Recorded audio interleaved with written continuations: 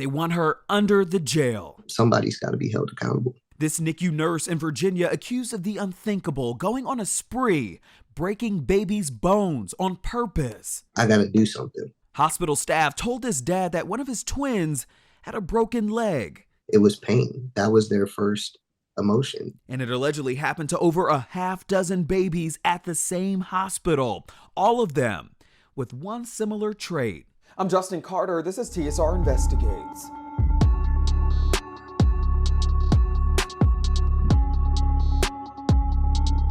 It may be easy to justify one baby breaking a bone in a neonatal intensive care unit, also known as a NICU in a hospital, but 7 babies over the course of a year or so. It's why the NICU at the Henrico Doctors Hospital in Richmond, Virginia is shut down right now. In 2023, the hospital started noticing, quote, unexplainable fractures amongst their newborn babies.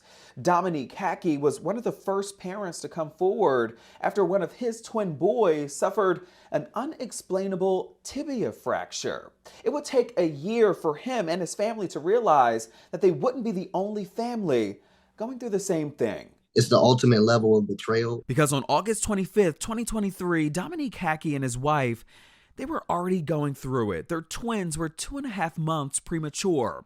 One twin, baby Micah, was having breathing issues. However, his brother, baby Noah, thankfully, was born completely healthy.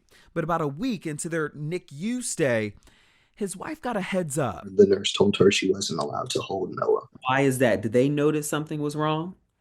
So at that point, we didn't know. They just said, it's up to the nurse's discretion whether, you can hold the baby because he was so small. He was 3 pounds.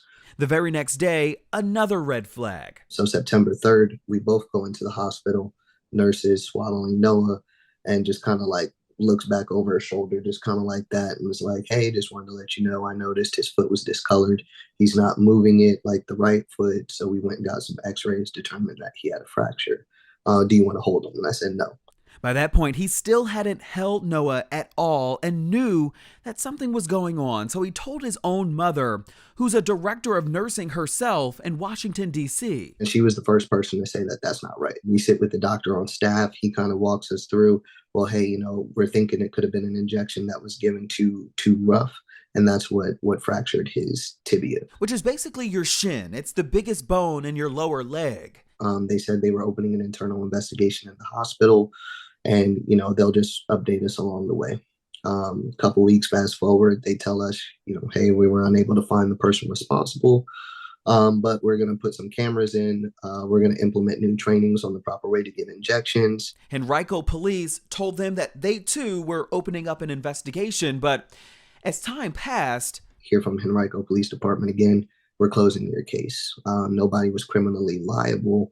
We were unable to find the person who did this. However, we did determine that this was child abuse. Somebody intentionally abused your child. You're telling me somebody abused my child, but you're doing nothing about it. Okay. All right. Tough pill to swallow. Months later, CPS also came back with a level 1 report. In Virginia, that means it's, quote, injuries or conditions real or threatened that result in or were likely to have resulted in serious harm to a child, end quote. But again, he says they couldn't quite prove who was responsible. But they were telling us again, case is closed. That was until December 2024 when Hackey finally got some answers. Henrico police arresting 26-year-old Erin Strotman, a NICU nurse at Henrico Doctors Hospital, in connection with a separate incident that occurred in November.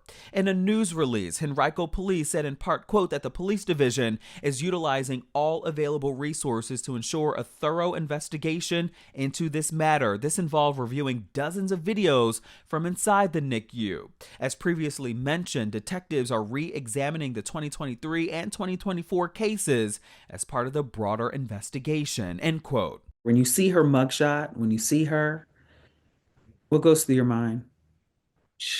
Anger, honestly. I don't think I have any words that you could post or do anything with, but it's just sheer anger, and angry that she smiled in so many people's faces. and was doing this behind their backs. He says he does remember Strotman, but she wasn't a nurse that they had many interactions with. She seemed nice, she seemed normal, but nonetheless, he says that he will not stop until there's justice for not only his son, but at least those 7 other babies involved. He made contact with the other victims' families during Strotman's arraignment last week. He learned that all of the newborn victims were boys with a range of injuries from forearm fractures, broken ribs, knees, and tibia bones. One child victim had 12 fractures. Their first emotion was pain, and that haunts me. I'm not going to stop until Henrico Hospital is held accountable for that, because it's too much. It's too many people. It's such a short period of time. Somebody's got to be held accountable. And accountability right now is the biggest question. Hackey says that there were multiple failures across the board. He says that it took the hospital 19 days to even report baby Noah's case to CPS. He then says CPS, they dropped the ball because they purged all of the calls related to the case because they were told by a hospital physician that there was nothing malicious that came out of the investigation, but that certainly wasn't true, because Hackey says they received a letter from the hospital saying that child abuse was being reported. Now, the hospital, in a statement, they said in part, quote, that we are both shocked and saddened by this development in the investigation, and we're focused on continuing to care for our patients and providing support to our colleagues who have been deeply and personally impacted by this investigation. We're grateful to those colleagues who have dedicated their professional lives to the care and safety of our patients, as well as to law enforcement and other agencies who have worked aggressively and tirelessly with us on this investigation. Our labor and delivery services continue uninterrupted for babies needing NICU care. We'll assess them, stabilize, and facilitate a transfer to an appropriate facility once available, end quote. Now, the good news is that Hackey says that his twins, they are happy, they're thriving young toddlers, despite the fact that their first few days were very traumatic. Now, as far as Erin Strotman, her next court date is March 24th. She faces malicious wounding and felony child abuse charges. Of course, we'll let you know what happens. For TSR Investigates, I'm Justin Carter.